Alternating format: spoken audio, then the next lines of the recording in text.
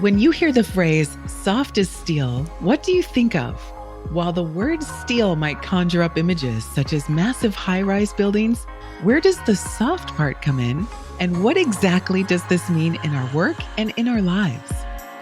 Welcome to the Soft as Steel podcast with your host, Dennis Doran, featuring engaging conversations with a wide range of industry leaders around soft skills, how we practice love, inclusion, social justice, and compassionate leadership that's everlasting in the workplace.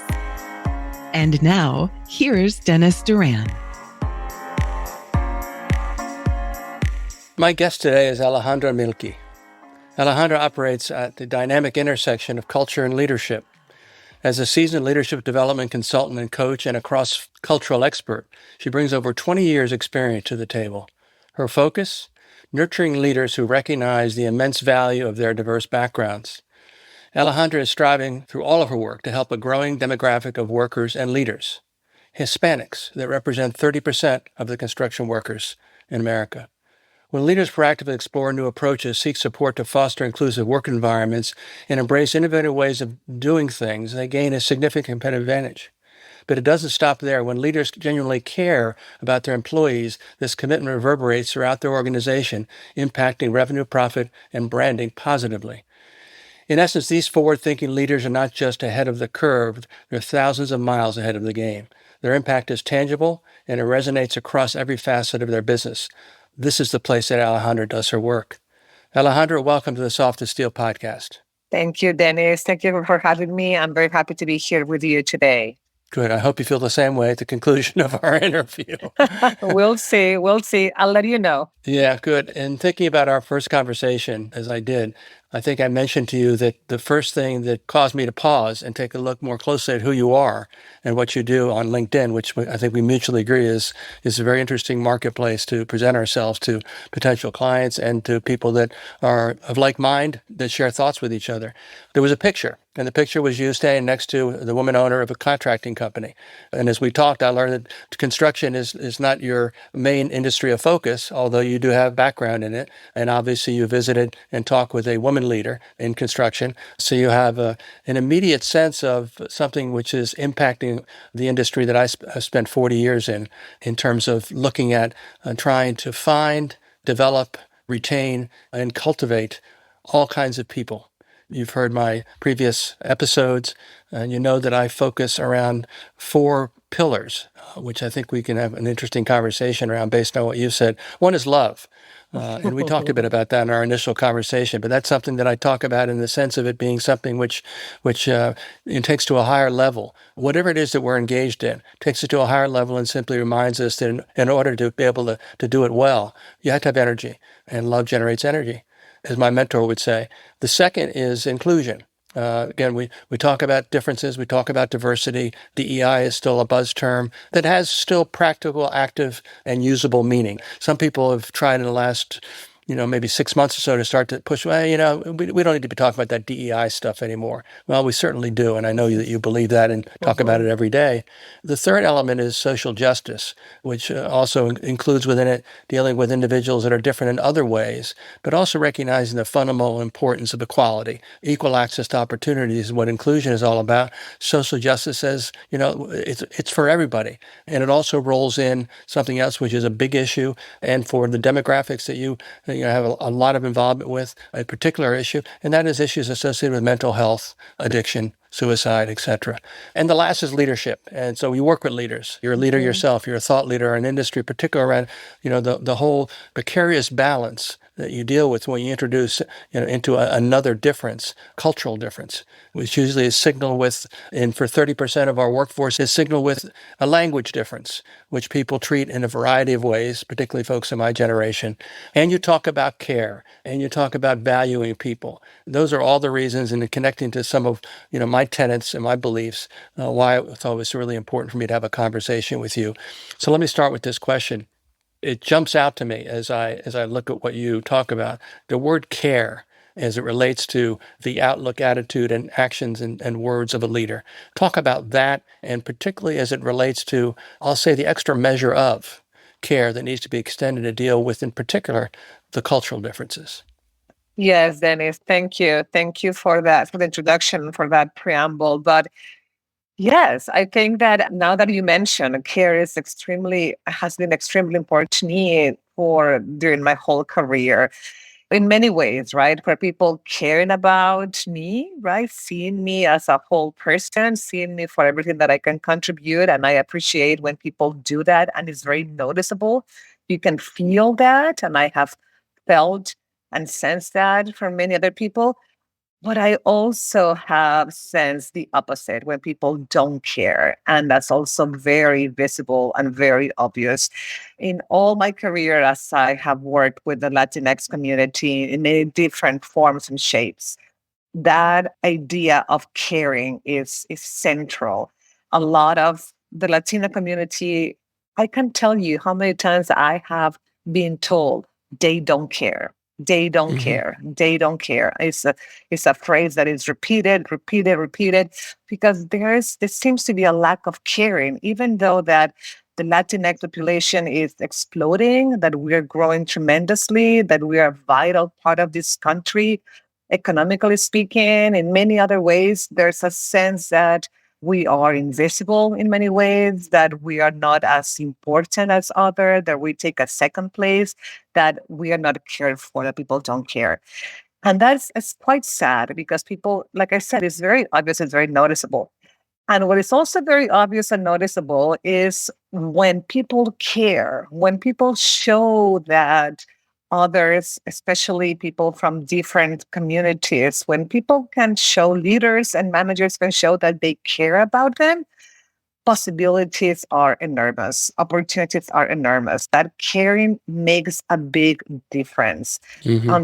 Trying to understand, making the effort to understand, making the effort to see beyond the surface, to see what is hidden there, trying to make those connections, those meaningful connections can make a big, big difference.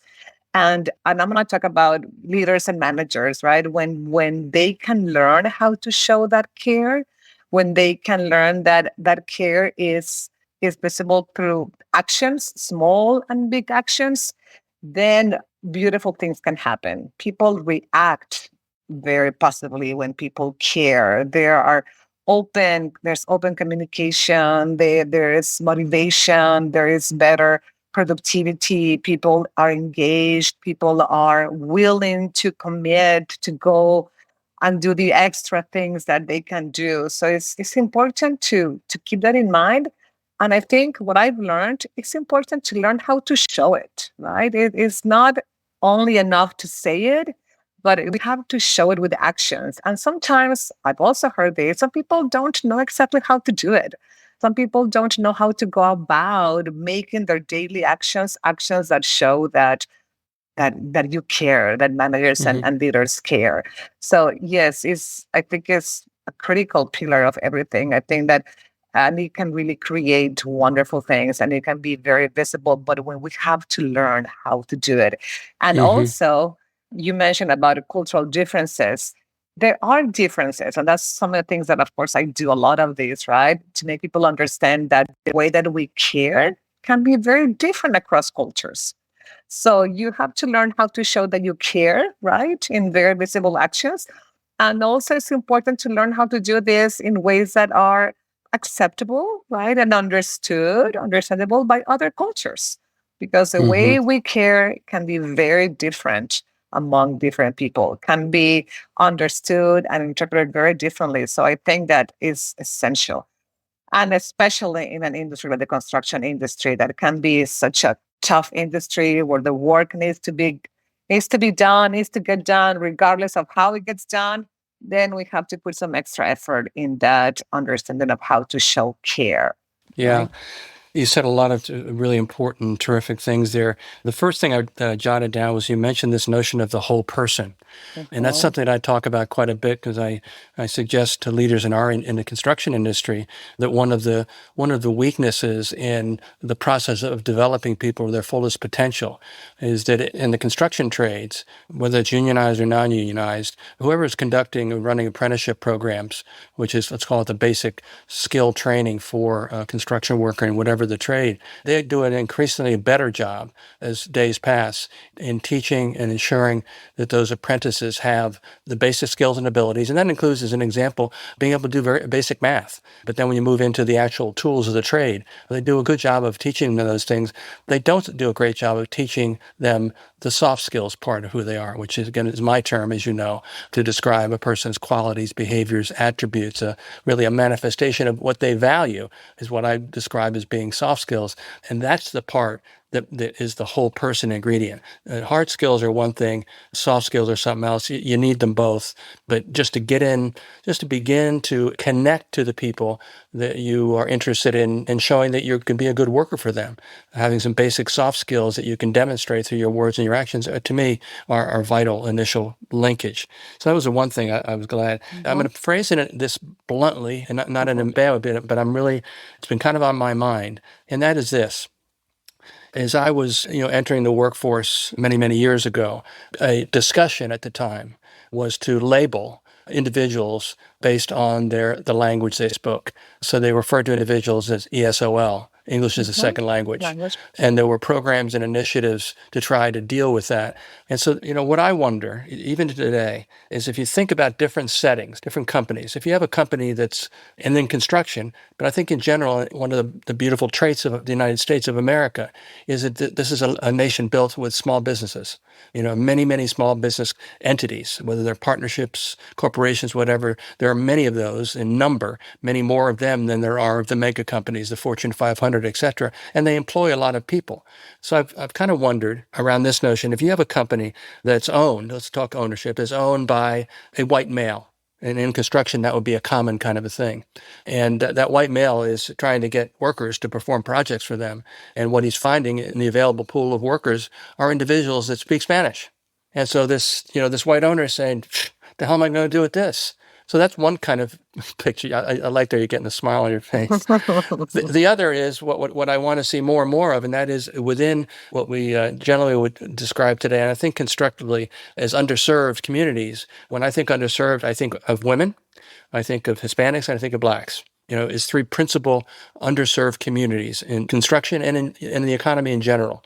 So if you have that Hispanic owner with Hispanic workers versus the company that has Hispanic workers and an owner that doesn't speak Spanish, how do you deal with the culture? What do you tell the leaders that you're trying to convince that cross-cultural differences are not issues, are not obstacles? They're just something that tactically you need to figure out a way to get through it so you can get benefit of the available resources. Your thoughts?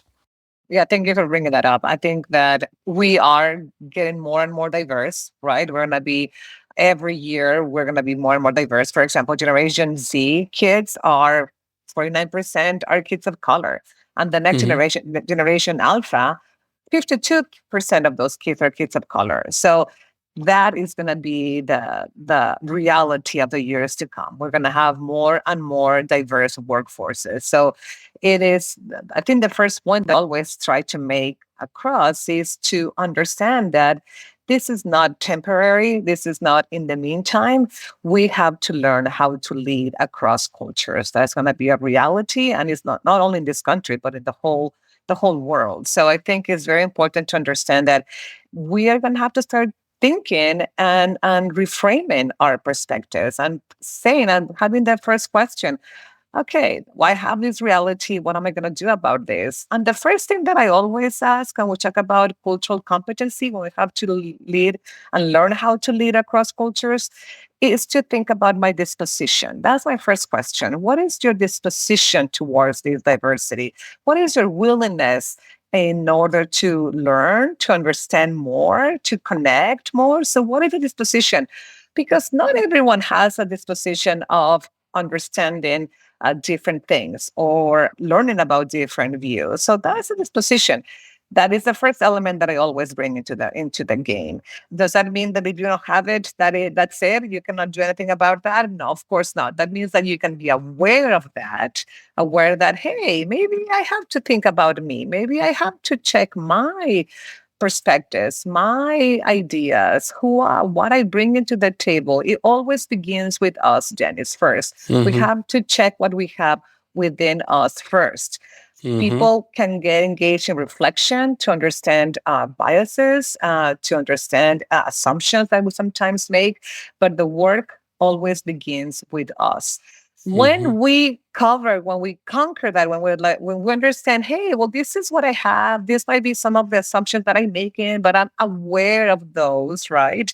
I'm playing Mm-hmm. with all the cards on the table. I know what I have. I know my triggers. I know what makes me upset. I know when I'm very aware of who I am, then I can respond instead of reacting, right? Then I can go to the second step of being a culturally competent leader, that is learning. Learning. We have Mm-hmm. to learn. There are many ways of learning.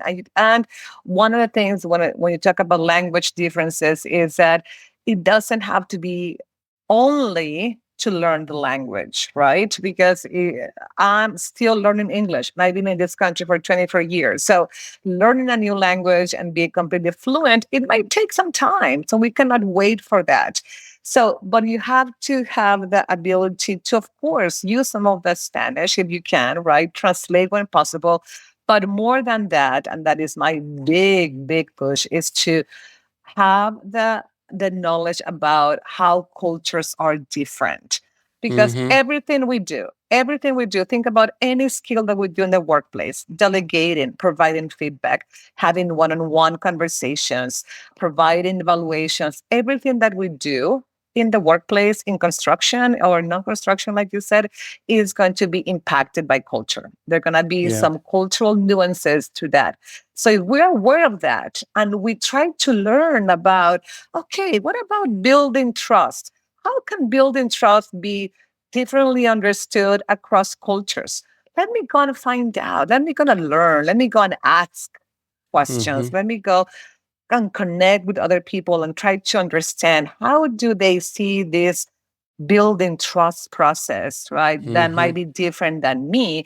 Then I'm one or two steps ahead, right? Steps ahead, because I Mm-hmm. have more extra, that inside knowledge that can help me. And that is going to be so appreciated by others when you make the effort to understand not only the language, that is amazing if you want to learn the language, but the cultural nuances that are definitely more abstract, definitely less concrete than language, right? That verbs and nouns, but that are essential to be able to connect and to have relationships. So yes, it is. It's not going to change. It's not going to change. Like you said, construction workers, more than 30% are Hispanic, and it's only going to continue like that, right? Mm-hmm. And in order to have effective leaders who can lead effectively across cultural differences, we have to have that disposition to understand more about ourselves, right? What can be our challenges, Mm-hmm. and then have knowledge, and also to be mindful, to have that emotional intelligence, to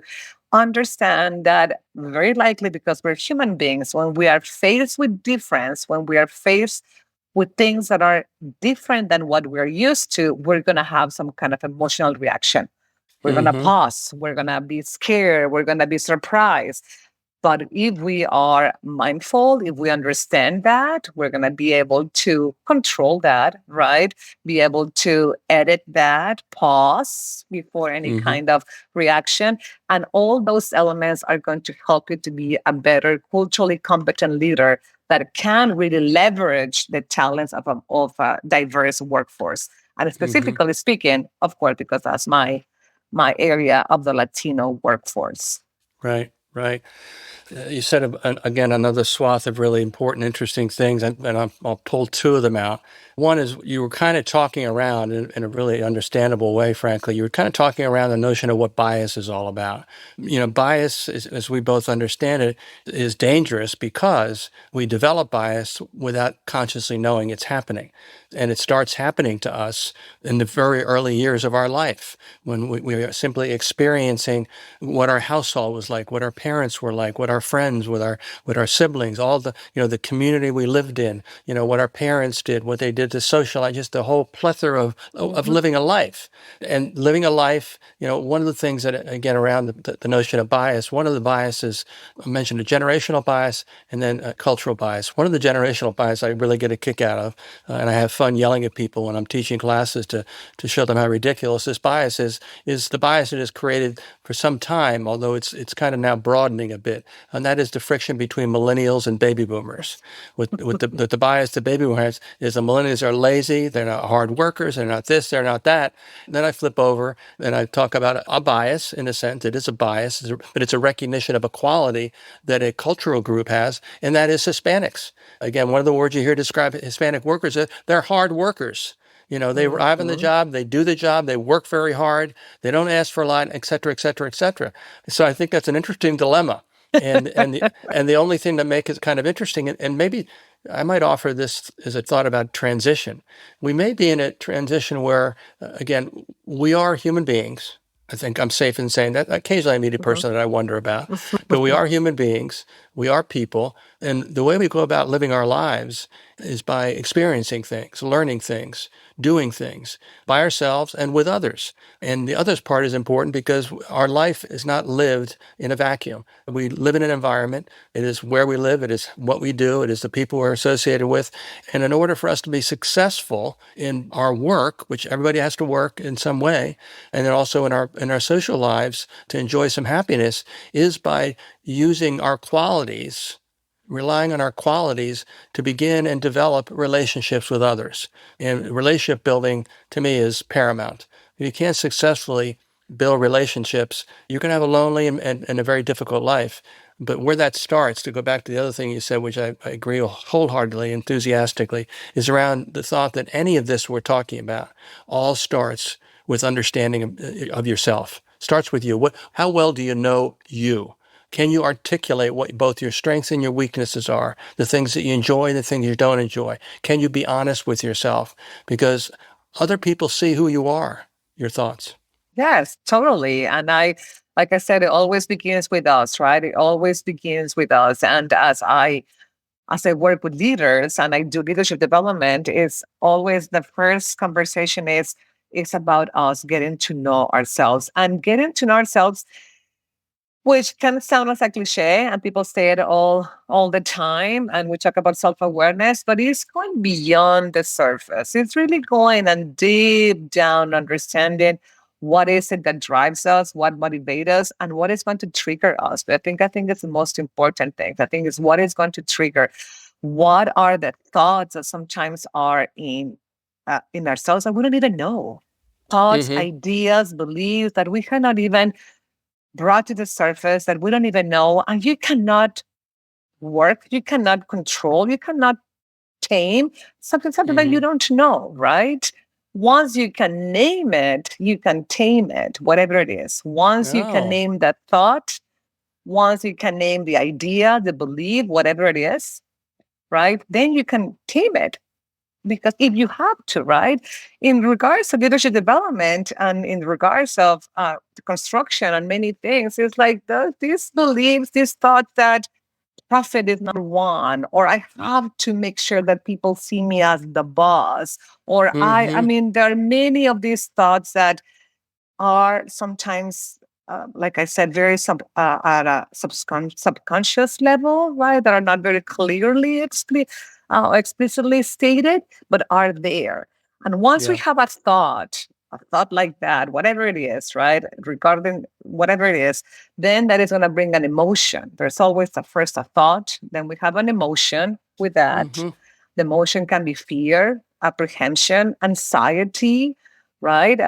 Leaders have those emotions all the time. They're concerned, they're anxious of finishing on time, deadlines, budgets, all that, right? And Mm-hmm. comes that those emotions comes from those thoughts. And those thoughts are that I have to be the best. I have to show Mm-hmm. that I can do this. I have to show that I control this, right?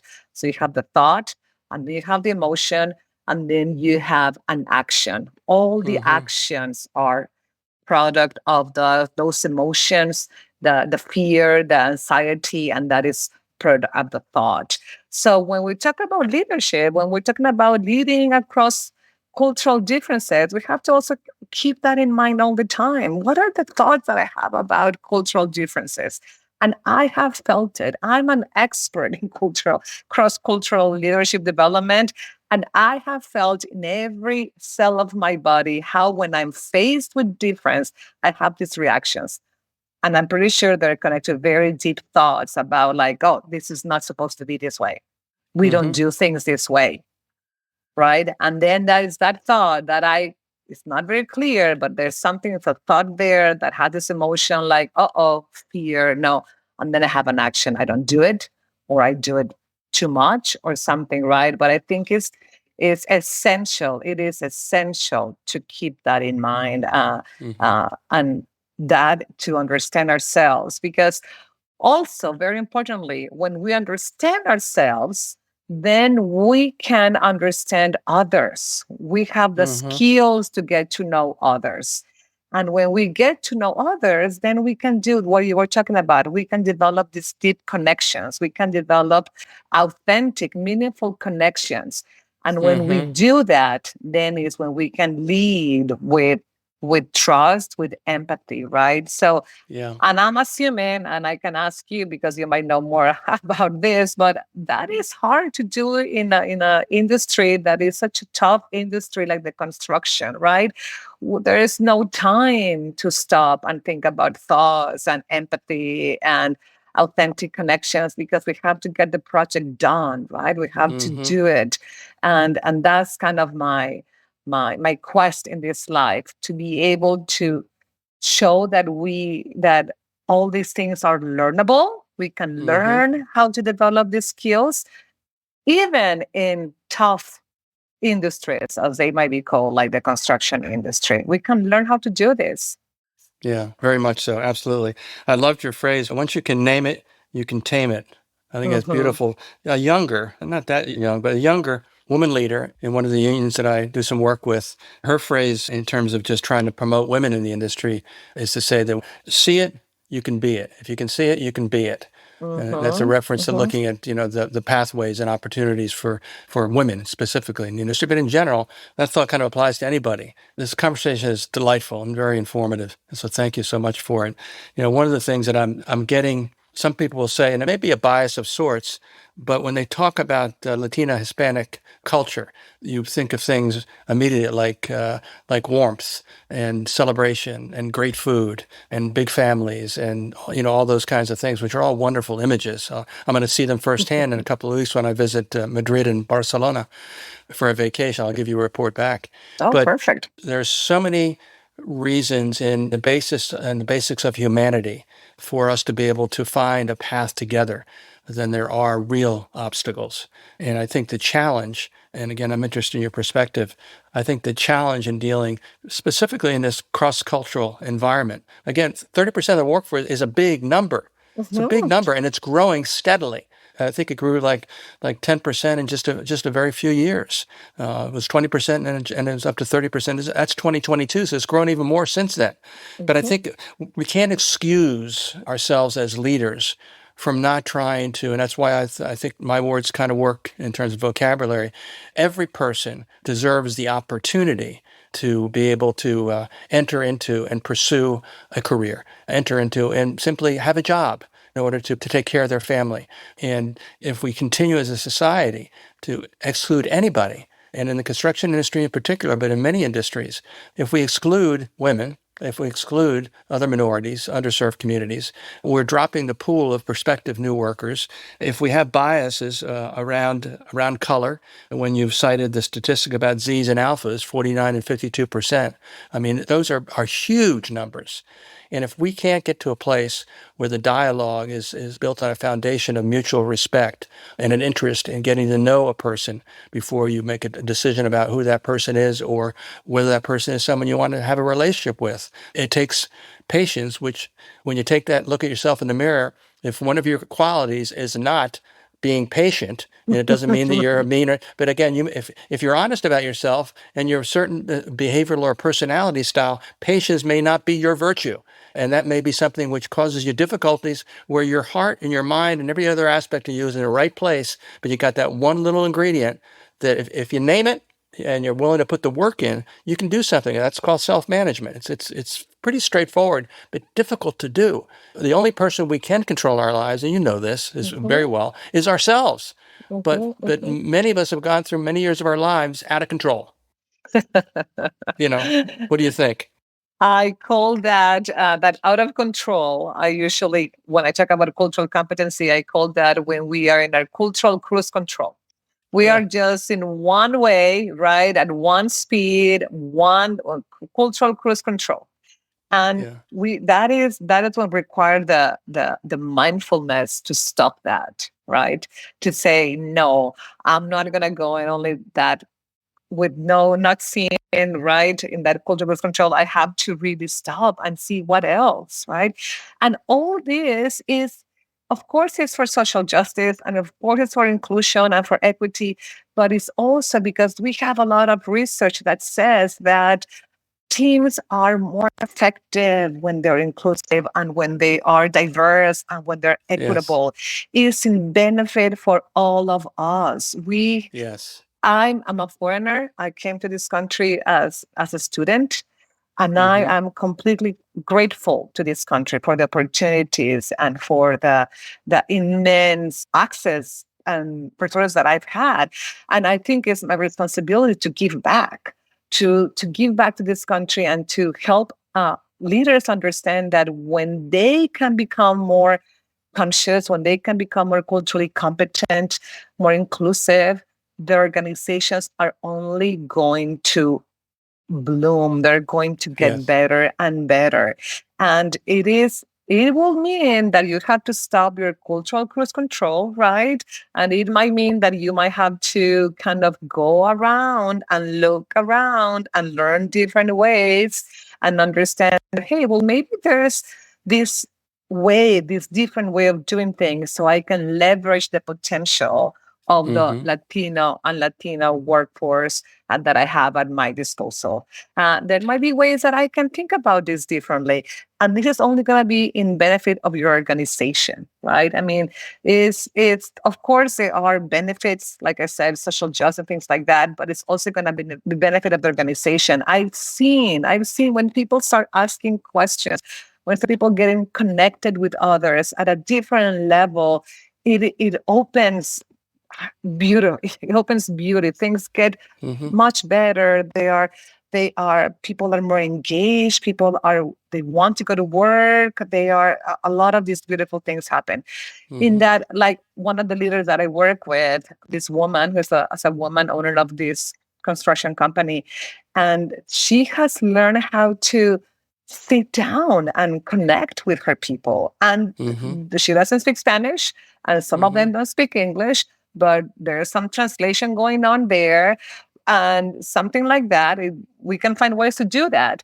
But the effort of her sitting down at the table and eating with them and asking questions about their lives, asking questions about their lived experiences, even though you have to have a translator in the middle, it is something that is priceless, and that I know she has her team doing beautiful things because somebody took the time, the effort to work on her disposition, to work on her knowledge, on her mindfulness, right? And then do the specific actions to show that she cares. So yes, I think it's not only because we want to talk about inclusion, it's because it works. It's fantastic. And I believe that the construction industry, I'm a newcomer to the construction industry. I have a lot of experience teaching adults in adult learning. I trained thousands of people.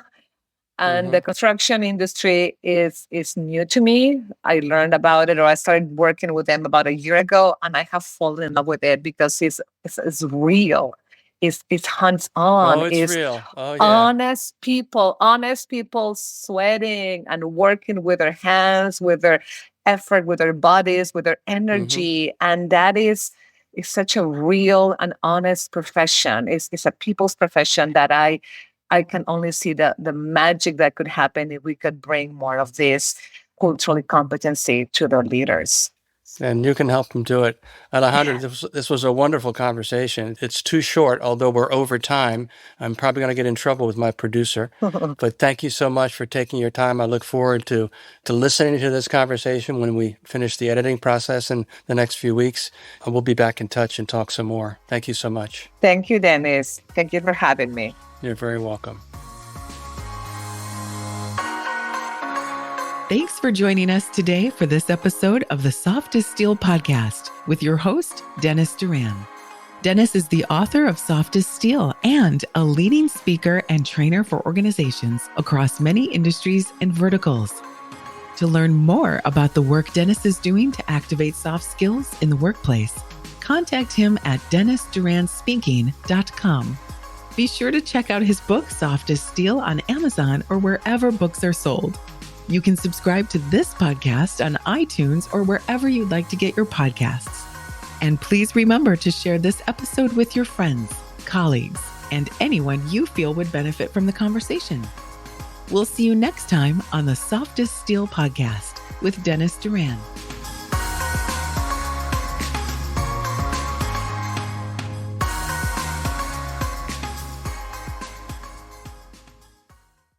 Produced by Audavita Studios. Connect your voice to the world.